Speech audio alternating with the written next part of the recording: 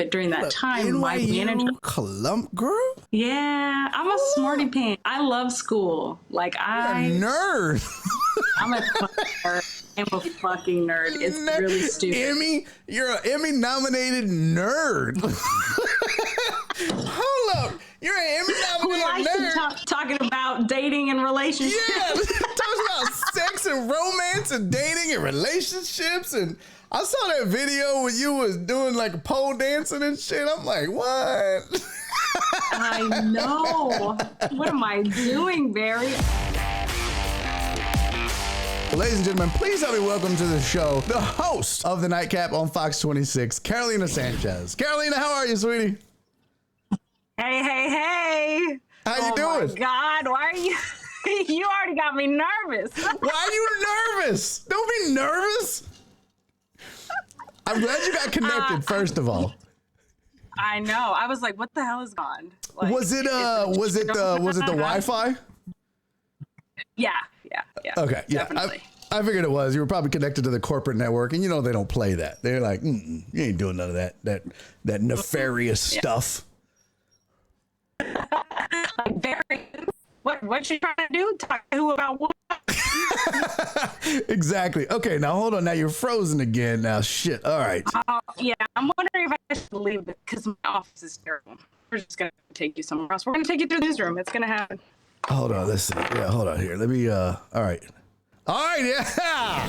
Much better. Yeah, you must have been in like the dungeons at Fox. Yeah, my office is like a dead zone. So people call me and it's dead. Yeah. So.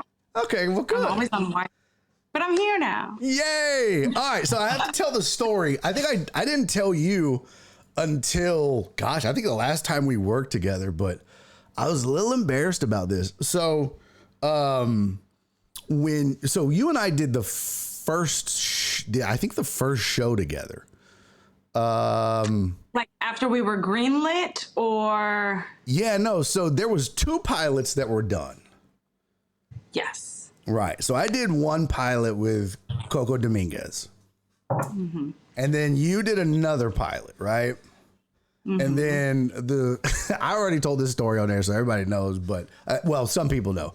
But then I got a call and they were like, hey, so the show's a go. We're going to do the show. Can you come down? Now, this isn't your current producer. This was like one of the old producers. So that's all they said was, we're going to do the show. Would you come down and film our first show? I was like, yes, I'm on my way. They didn't say anything. I didn't know that there was ever even like a competition or that there was ever, and I've been through those too, right? Like I went through that before the way I got my gig at ESPN radio was kind of the same thing. I was competing with a guy named Travis Johnson, who's a former Houston Texans guy. So I know how that is. It's always a weird thing that you go through, right? So I messaged Coco on Instagram because no one told me. I was like, hey girl, headed to Fox, see you in a bit. Girl, I showed up and you were there. I was like, no one I felt so bad. I was like, oh, that's awkward. Like, did she leave you on red or did you? I don't know if she blocked me.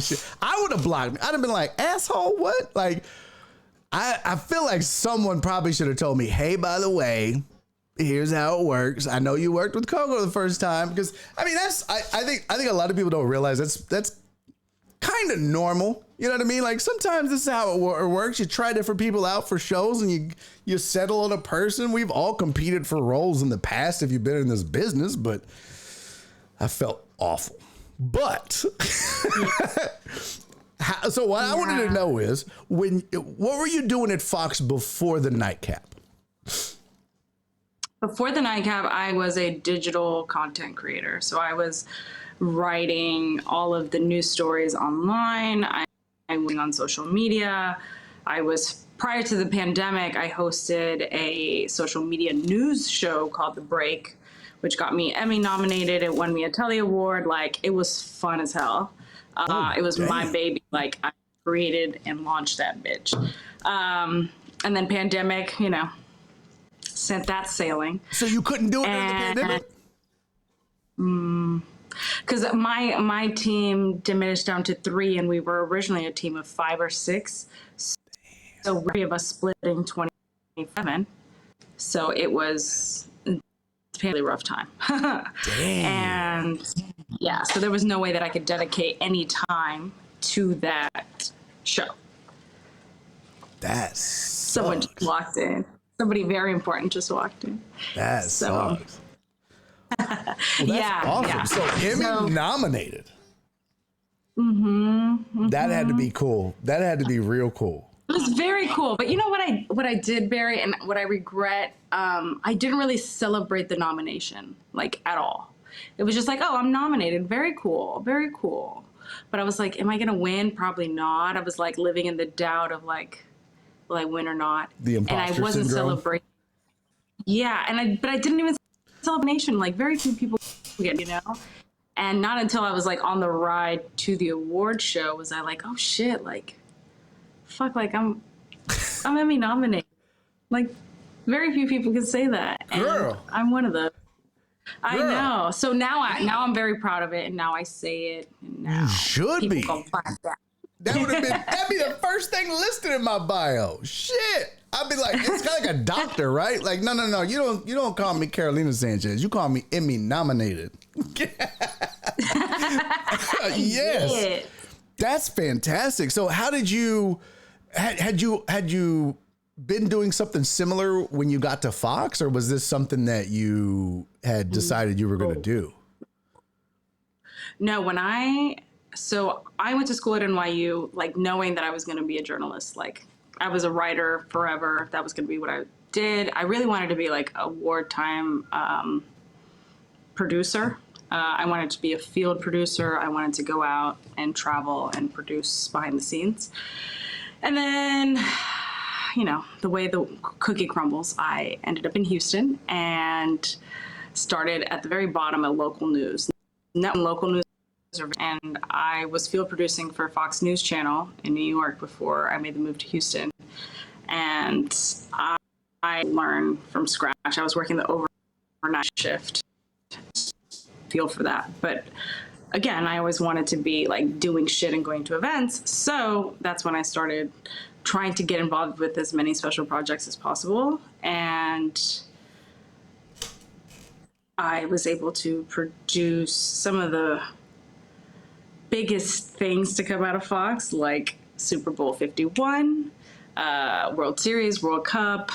And when the Pope came, I was able to follow like a pilgrimage from Houston to Philadelphia for the World Meeting of Families. So I got to do a whole bunch of fun stuff while still being behind the scenes and at a local level.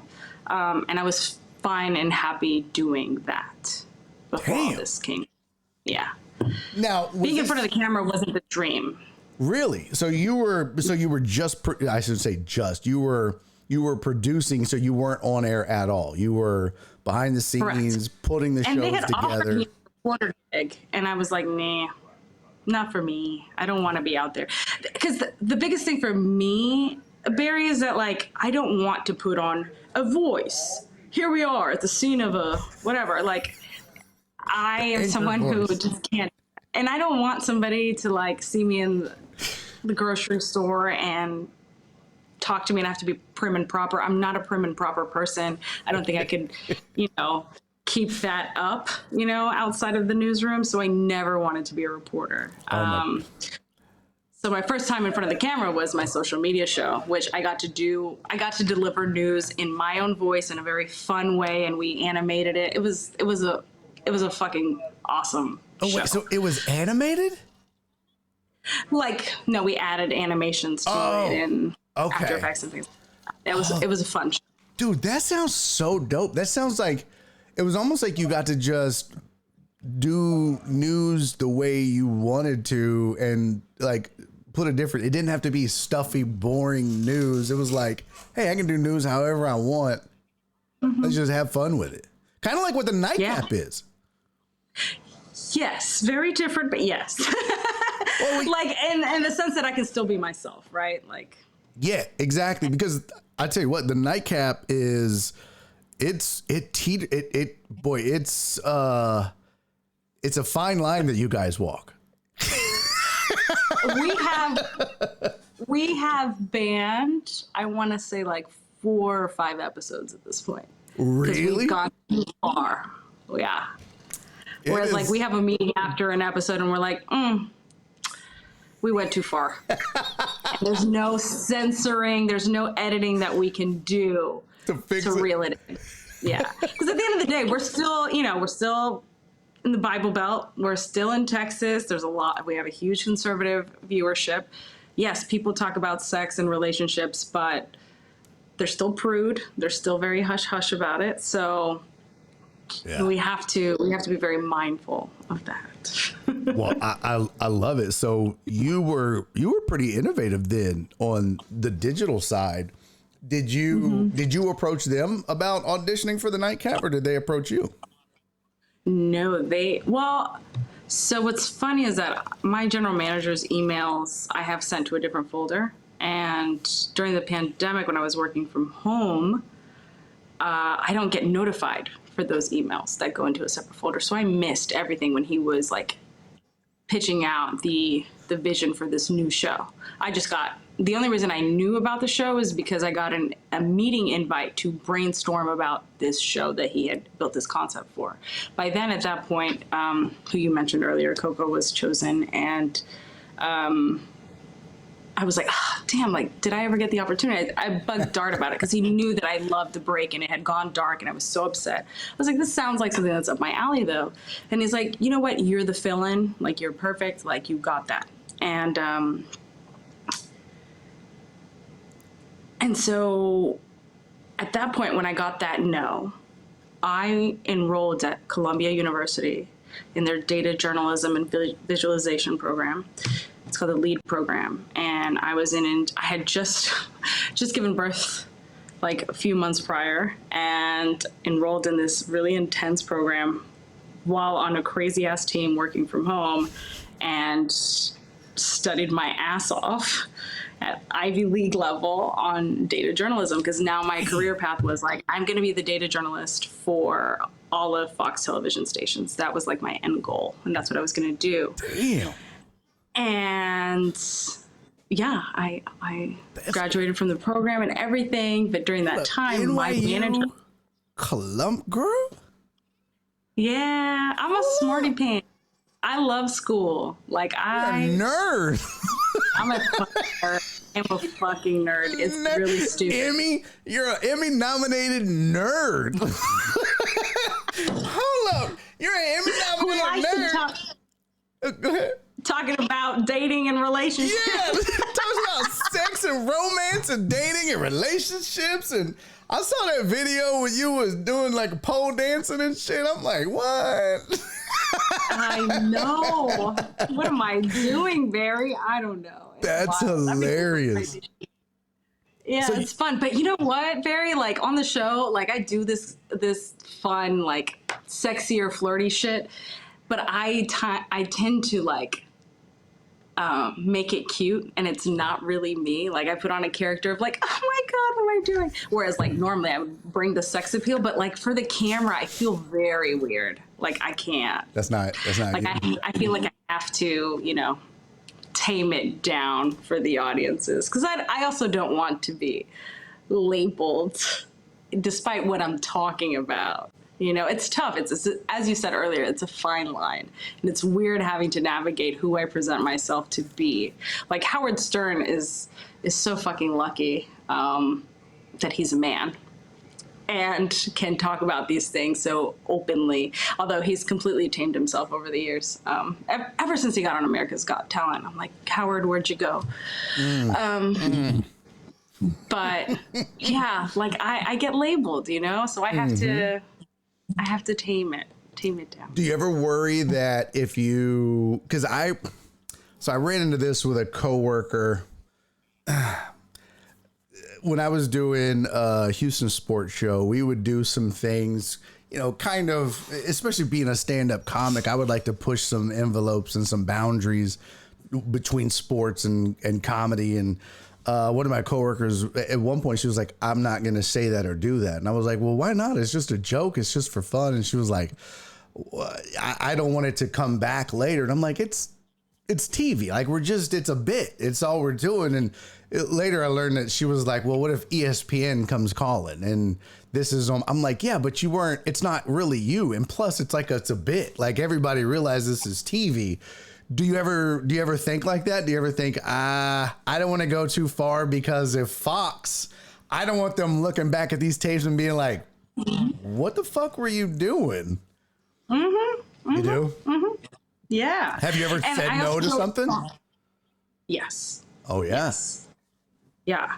Like this, the most recent show that we banned, it wasn't even something that I said or did. It was my guests. And as the face of the show, I felt uncomfortable. Like, yes, I'm not responsible for their words, but at the end of the day, I'm putting out the product, right? My face is on it. And if somebody were to see it, and let's say I were to leave Fox for whatever reason for another opportunity, and they happen upon this, I would not be happy. Yeah. And I don't think it would be representative of something that I would want to show. And yeah, even though it's a bit, even though it's like, I totally feel your former coworker because, you know, Yeah. the internet is for fucking ever. So anything you say, somebody grabs it and just clips it. They don't have to know that you are doing a bit. It's like, oh shit, this is how Barry really feels. Damn. Next. It wasn't even bad though. Like, girl, my shit was, I forget what it was. It was like about I don't know. It was something stupid. It was just like, you know, it wasn't like, I don't know. It was something really dumb. What's a raunchy? Like, to get over here? No, I forget what it was. It was about, I think I said something about beating a dead horse. And she was like, Barry. And I was like, girl, that's not real. Like, that's a euphemism. I don't even remember what it was. And then I went off and said a joke, and she was like, well, I can't be a part of this. I was like, what are you talking about? You can't be a part.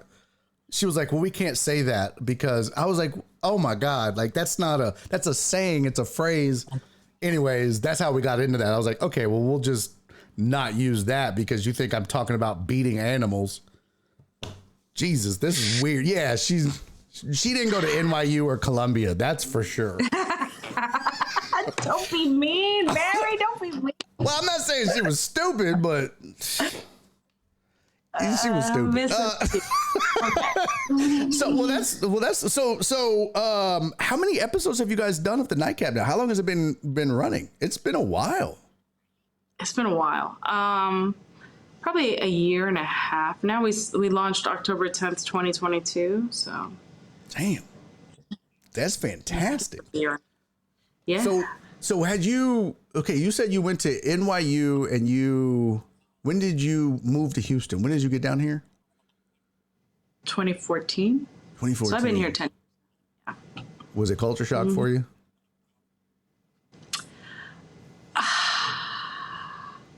Well, I'm originally from Dallas. So knowing yes. Like the way these cities are set up is very weird. Like when I was trying to understand where Midtown, downtown, and where all the towns are located, it was very confusing because it's nothing like the setup of New York City, where downtown is literally down and uptown is literally up. Midtown's in the middle. Here it's like just that over there. They just make shit up here, girl. They don't. Yeah, the zoning here is very particular. Stupid. Absolutely stupid. Absolutely stupid. Yeah. But as far as culture, like, no, it's Southern hospitality, great food, just shitty traffic, but, you know, girl, New York has. I was going to say, it can't be no worse than New York. Hey, real quick, we got an invitation in the chat. Cisco, who works at the William Chris Winery in the Hill Country. He said there's an open invitation to Carolina and the Nightcap to come visit the winery in the Hill Country. I'm fucking down. Please send me the invite. I haven't been to Hill Country.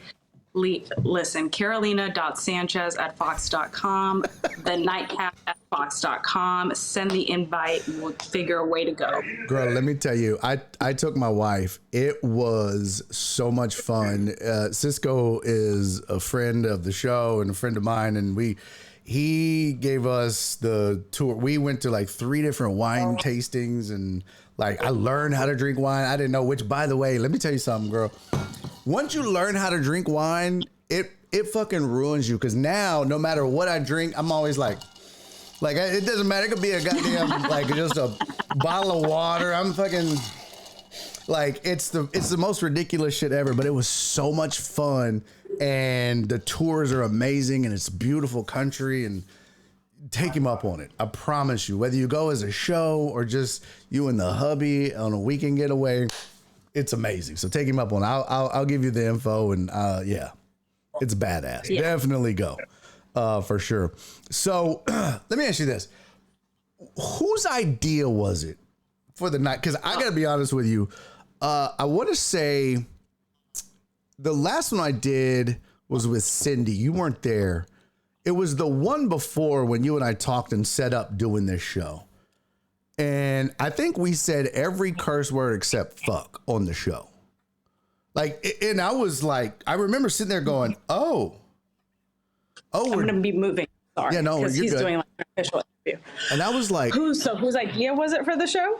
Well, no, I was like, whose idea was it to be able to push that boundary, to be able to say those words? And like, are y'all beeping them, or are you cutting them? Or because I was surprised, but in a good way. It was like, oh, this is really cool that they're pushing these boundaries, and it's like super edgy. I was digging it because, you know, as a comic, I'm already cursed. We curse on this show. I was like, yeah, this is awesome. This is what late night TV needs. Well, so the biggest thing for me to take it on was if I could be myself, right? Mm-hmm. And I am a sailor. I am a sailor through and through. Not me parking next to a fucking... I'm with the trash. Sorry.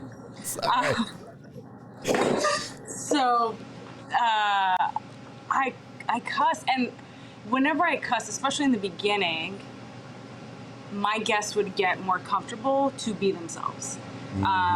Because they're like, oh, she really lets loose here. Like, she's just letting it fly. And so whenever I did that, people felt more comfortable. So I just kept doing it. The problem is that, like, some people would then take it too far. And some of those people being me.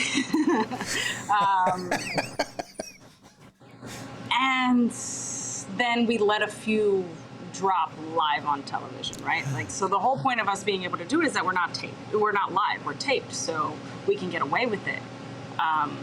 But we let a few go to air, and so we got a nice slap on the wrist a couple times. Yeah. And so then I had to like tone it down. So I don't always cuss, but like if I know that it's going to add a little bit more sauce, I do. But then naturally, I'm a big cursor. I do cuss a lot. You know, it's so funny. I do too. And I heard this, and this is not me trying to be funny or silly or whatever, but I heard somebody say that a lot of times you'll find people of higher intelligence have filthy mouths. And I'm not trying to say I'm intelligent. I'm stupid as fuck. Okay. I'm just saying you're intelligent, Barry. You're intelligent. No. But I'm saying like that is something I've heard. And a lot of times I have found that to be true when I meet people that are highly intelligent, such as yourself. I have found that, my God, some of the people that are the smartest just have the filthiest mouths. How did this happen in your case? I know how it happened in my case. How did it happen in your case that you ended up with such a potty mouth young lady? I don't fucking know. So now that I think about it, so like in Spanish, like our favorite word in Colombia is probably hueputa, and the emphasis on that is just so delicious. And it can mean so many different things. And that's probably my favorite curse of all time. And I remember the first time I ever said it. And my godmother looked at me. We were riding horses at the time. She looked over at me and was like, "Oh, puta, huh?" I'm like, and that was it. It was the moment. And then she is a huge cursor who always like, puta, with like so much emotion. So, like, I don't know. It's just, there's so much, my dad always asked, like, why do you have to cuss? Like, you have such a strong and large vocabulary. Why the fuck do you have to cuss? I don't have to. Yes, my vernacular is huge, but like, there's nothing as wonderful as emphasizing with a nice cuss word. Nice four-letter word. I love it. I love it. The problem is my toddler now says, "What the fuck?" And my husband like looks at me, he's like, "That's all because of you." I asked him where he learned it. It's from you. And we've taught him not to say it. So what he consistently says now is, "Mama, we don't say that word." You're like, you don't say that word. Mama says that word. You don't say that. Does your husband cuss or no? Not like me. No. I don't know many people who cuss like I do. Like, sometimes I get really annoyed with myself, so I'm like, did I really have to cuss there? And it's like, oh, it's gone. Let me tell you, man, I realized I had a problem when, especially like on stage, I would start editing videos for, social media. And I was like, God damn, every other word is just fuck or a cuss word. And I'm like, okay, this is a little egregious on stage. It's a lot. I'm even distracted just trying to cut up this video. I'm like, I can't even use this shit. How do they even get the jokes? This is just filthy. It's beep, beep, beep, yeah, beep. If I had to censor this, it would just sound like I was talking in Morse code. It was just beep, beep, beep, beep, beep, beep, beep. Fuck, this is awful. Yeah, and you can really tell when I'm comfortable on stage because I curse more. As the more authentically me I am, the more I'll just start letting them fly. You'll know that I'm having a good set and feeling it because, boy, every other word is fuck. Yeah, oh yeah, 100%. Amos said in the chat, he said, wait until that kid hits elementary school. Them what the fucks are gonna fly. Are you worried about that? That your kid's gonna be the potty mouth kid? I am and I'm not. Like, I'm not worried about shit like that. Okay. Your son used potty words. Okay, is he making good grades? Is he, like, what's happening? Like, as far as his education goes, is it a problem or not? Your son said fuck in class. Yeah, but he got 100 of the vocabulary. So, now what? Worry about them other children. Worry about them other. Yeah, you worry about them dumbasses that flunked the vocabulary test. All right, my son ain't stupid. You worry about them other dumb kids. I don't give a shit. Dude. You worry about them other dumb fucking kids. Like, I throw it right back to him, right? Just to emphasize. Oh, that's hilarious. That's hilarious. So you were born in Dallas? Oh wow. So you were born in Dallas, you moved to New York. Was that to go to school? Yeah. Okay. And then moved back to Houston. Now I meant to ask you this because you brought it up and I was like, okay, I cannot forget before we get Shit. What did I bring up? You brought up having the baby, the pregnancy. Uh-huh. And I saw the pregnancy photos. Oh. Those were so fucking great.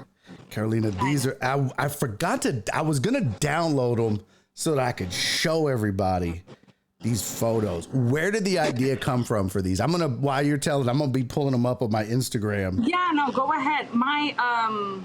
Honestly, it's my husband. So, like, we are huge hip-hop heads. And honestly, I can't say that I'm still a hip-hop head because I've fallen off since becoming a mom and taking on this show. Like, me listening to music, what the fuck is music? Now I listen to Disney songs, okay? I can sing all of Hakuna Matata. I will say that Be Prepared by Scar, okay, on Disney's The Lion King. Amazing song. You need to go back and listen to them lyrics, okay? There's double entendres in that bitch, and it's good. Has a good villain song. Did you just try to sell me on a Disney song? It's just like, girl, that Disney song is fire. Bitch, that Disney song is hitting. Are you shitting me? She's all at the club. Hey, could you play that Disney song? Like, no, I am not fucking playing that Disney song for the dance floor. Yes. Oh, shit. Yeah. Anywho, anyway, huge hip hop heads. Okay. And the David LaChapelle photo shoot with Tupac, where he's in the bubble bath and a lot of people find questionable. That was like the initial plan. And then we just went down the rabbit hole of like iconic East versus West artists. Yes, so that one. there's the Tupac one. I gotta make sure I'm doing this right. What the fuck? Oh, yeah. Definitely don't want to get a copyright strike on fucking Twitch and YouTube for that. Let me see. And then there's your version of it. That is so... Come on, focus. Girl, let me tell you how fucking awesome that is. Look at that chat. That's fucking good. It's so Girl, fucking good. are you shitting me? That is amazing. How long did it take to just for that one shot? Not long. I mean, I did it with my former producer, Hobby, who you know. Gave her the vision. My husband directed her, and the hardest part was finding all of the outfits, all of the props. Right. Yes, finding the sweater, a similar Coogee sweater, was probably the hardest thing for me to find. Oh, I bet. Fuck, that would be, yes. And I don't have Coogee sweater money, so that's like Forever 21, Mercari, off-brand shit. Okay, now this one, let's see, hold on. What the fuck am I doing here? There we go. That is so fucking amazing. I love this shit so much.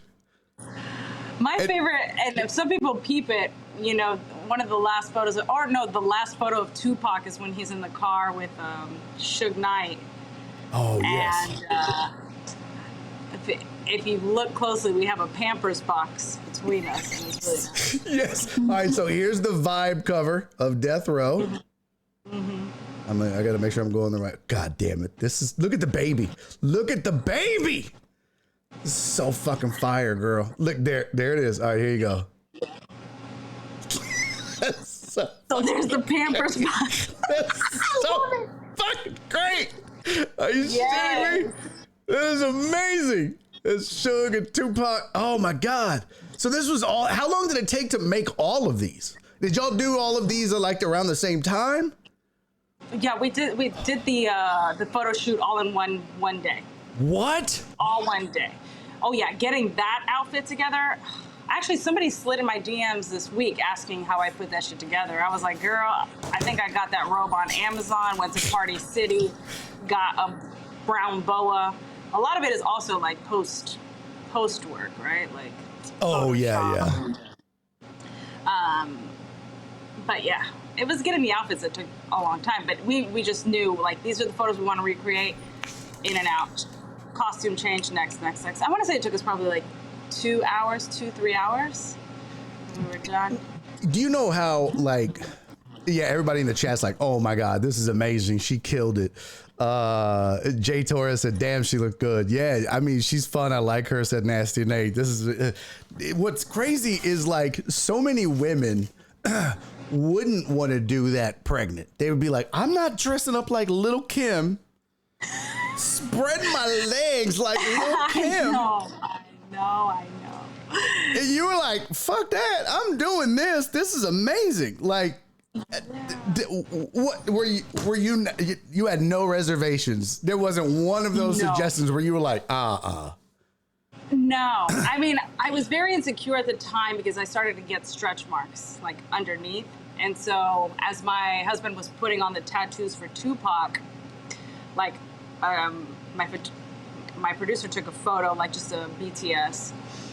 And I was like, like, please be mindful of my stretch marks. Like, don't show them. And she's like, bitch, they're beautiful, but like, no problem. Like, don't worry. But as far as like the positions or anything like that, I wasn't really bothered by them. So you grew up a hip hop head? I've always been that way. Huh? You grew up a hip hop head? Yeah. I think that's why my husband and I fell in love. It's probably because mutual love for hip hop and poetry. Yeah. And poetry. Yeah. Okay. So what was your thing in hip hop? Because I don't know shit about poetry, but I can talk hip hop with you all day.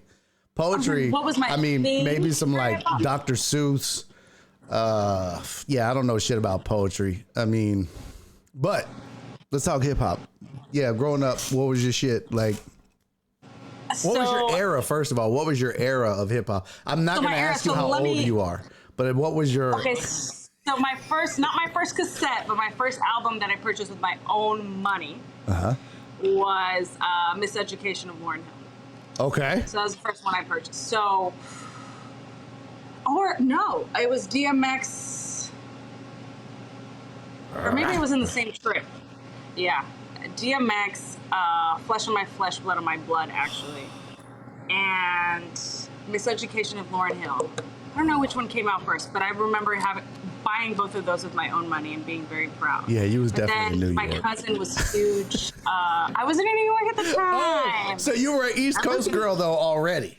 I was an East Coast girl. I didn't really learn my Biggie raps until much later in life. I was a Tupac girl, actually. Really? So it's weird. Like, I loved East Coast shit, except for Pac. Like, if I had to pick between Pac and Biggie, I always chose Pac. And then much later, once I actually gave it a listen, because I was just so like, oh, Pac is so much better than Biggie in my fucking ignorance. When I listened to his flow, like, it's fucking unmatched, dogs. Like, what? How the fuck do you speak that way? Yes. Biggie is so... And then I love Big Pun, too. I gotta admit, I slept on Big Pun and how good he was until I forget what the name of the song was, but I heard a song that really had no commercial success. It was just one of those songs buried on an album somewhere. And I forget what it was, but I was like, oh my God. Like, I had to go and just start listening to a whole bunch of Big Pun records because I was like, God damn, like that was... Yeah, I admit, I slept on Big Pun, big time. Yeah. He was great. So you, in Dallas, growing up in Dallas, you were a big East Coast hip hop head, except for Tupac. Except for Pac. Yeah. So no Third Coast hip hop, no. I mean, obviously we knew our Third Coast stuff. Yeah. And we were proud of it in Dallas. But we also had like our own very local Dallas artists who nobody fucking knows, I'm sure. Like Mr. Pookie. Man. Yeah. I'm trying to think. The only cat that I know that had any like major success out of Dallas, and I don't think it even happened in Dallas, was the DOC. He was from Dallas. Do you know? Now I'm dating myself. God, you just made me so maybe. No, I mean, maybe if you name. I'll see y'all later. This was a good show, everybody. Thanks for coming, everybody. We'll see y'all later. Good night. Thank you so much for coming. Fuck. Come back, I just Barry. felt Come back. so fucking old. Jesus Christ. Thank you. I don't know who that is. You don't know who the DOC is? He was a rapper with Dr. Dre. And he was the one that got in a wreck and severed his vocal cords or messed up his vocal cords. My God, he was amazing. Like his first album. I mean, and maybe I do know him. Do you need to come in here? Is that something for me? Sorry. No, you're good. I'm not gonna start like rapping his songs and make myself look foolish. But go look up the DOC. Come on, do it. He had the Formula. Let's see, what else did he have? Oh, Formula. shit. Yeah. He had Whirlwind Pyramid. Shit, he had a bunch of bangers. This all sounds vaguely familiar. Yeah, he had he had so many. So Funky Enough, that's what it was. Total Dallas, thank you. But his that first album was called, I think it was called Funky Enough, or the DOC or something like that. Look it up though. He was from Dallas, but he was with NWA. He was like one of their main writers too, with NWA and Dr. Dre, and he was with Dre forever. But he was from Dallas originally. But the other cast that I know was Walk Around the Club, Fuck Everybody. Aren't they from Dallas? Yes. Some good shit right there. That's some good shit. Yeah. I was surprised Dallas didn't have a bigger or better scene for as big as the Metroplex area is. I know, and I think about it often because I had a lot of friends who were musicians and they take over Geek Elm in that area, and I still have some really good friends who are musicians or are there and are like recording with like Bun B and things like that. Mm-hmm. I just don't know if Dallas puts on for Dallas the way Houston puts on for Houston. You know? Really? Like, we'll rep the shit out of our sports teams, but as far as musical artists, I don't think so. Interesting. And do they even rep that hard? Because, like, if you think about the pop stars that came out of Dallas, like Selena Gomez or Post Malone, Jessica Simpson, Post Malone. Post Malone will put on for his city. But, like, I didn't know for the longest time that these girls were from the Dallas area until later. And it's not because they're like, oh, I'm from Dallas. Like, people who are from Houston, they're like, I'm from fucking Houston. they claim that shit. You know right away. Oh, look, everybody in the chat saying Erykah Badu is from Dallas. See, I would have never known that. She never let you know that she was from Dallas. Yes. If you would have asked, I'd been like, oh, she's got to be East Coast, New York or Jersey or some shit like that. You know what I mean? Hey, poor Marie, thank you for the 5,000 bits, man. Appreciate you, buddy. He was asking, who is this? This is Carolina Sanchez, man. She's the host of the Nightcap on Fox 26 here in Houston. Poor Marie moved out to Arizona. He left the city.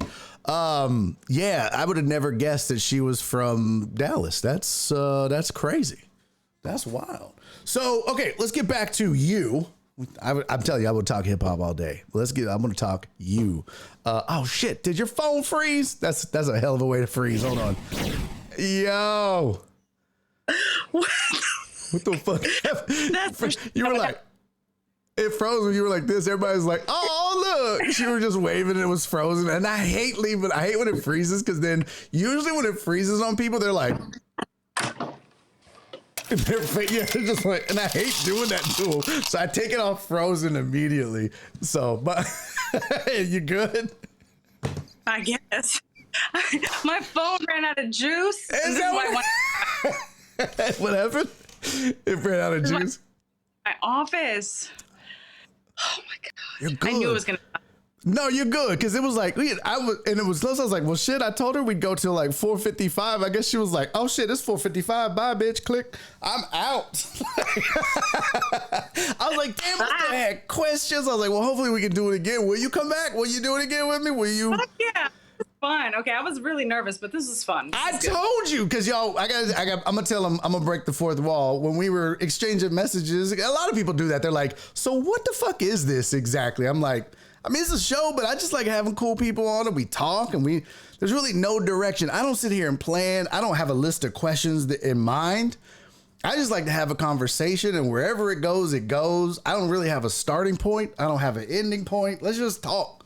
And sometimes it's all scatterbrained and it looks and sounds weird, but whatever. I don't give a shit. Let's just chop it up. But so you will come back, right? You will come back? Yeah. Of course, you know, and what's crazy, Barry, is that like so many people say like you have to come on my show, like you have to come, you know, do this, that, and the third, and they never, like they always think that I'm kidding and that I won't do it, and then I'm just like, yeah, I'll do it, but no, like I'm down, you know. Well, then I'm going to invite you back. And so I just shared your Instagram with everybody because they were like, yo, what's the socials, Truman? So my bad. That's my first name, Truman. They like to call me by my first name because they're assholes. Truman? Yeah. Yes. Oh, we gonna talk about that, Barry. You know what? Growing up, I hated it, but now I'm like, you know what? That sounds very sophisticated. It's not though. It's nerdy as fuck, but hey, you know what? Yes. You know, I love me. We decided what kind of fucking nerd am I? Yeah, you're what? What's the callback here? I'm a something nerd. Well, yeah, what did we call you? Shit, now I gotta go back and watch the show. I don't even remember. Chat, what did we call her? I don't even remember what the hell we called her. Well, hell, I don't know. Shit. Well, listen, I appreciate you doing this. Thank you so much. Are you a big sports fan? Do you watch sports? Are you into sports at all? I am currently a big soccer fan, so I'm watching English Premier League. That is my jam. Okay, shit. So I saw you with that Texans gear. Go on ahead with your bad self. Oh, okay. So my story is a little conflicted. I am from Dallas, right? So Cowboys. Okay. Cowboys fan. Raised a Cowboys fan, but like this is a city that pays me, right? So gotta. You're like, I'll wear it. I get it, girl. I get it. I would sell out too. I mean, I would do it too. Well, listen, I said we got to. Hey, I don't blame you one. Get your paper, girl. Get your paper. Get your gear. Get your paper, man. Thank you for doing this. Hopefully next time. I know you tape during the day. What do y'all normally tape? Because I know a couple of times I've done this during the day. It's like 2 to 4 probably usually, right? Mm-hmm. Yeah. Yeah, and today we did like a 2:00 show, so that's why I was able to make it right at 4. Mm-hmm. But if 30 show, like I'm done at 5, so that's why it's so hard to do. If I know ahead of time, we can plan for like a 2 p.m. show instead. Okay. Just let me know. I'll hit you up, and we'll figure out another day because this was fun. Yeah, I had fun. Well, thanks for doing it. I'm glad it wasn't as bad as you thought it was going to be, and I appreciate it. You guys go follow Carolina. Thanks again for joining me. I had a blast. I hope you did too. I did. I loved it. I'll be back. Awesome. Thank you so much. Have a great night. All right, y'all. This is Carolina Sanchez. Please go follow and support, and I appreciate her taking the time to do it, you guys. And that's it. That is another edition and another week of Barry on Deck.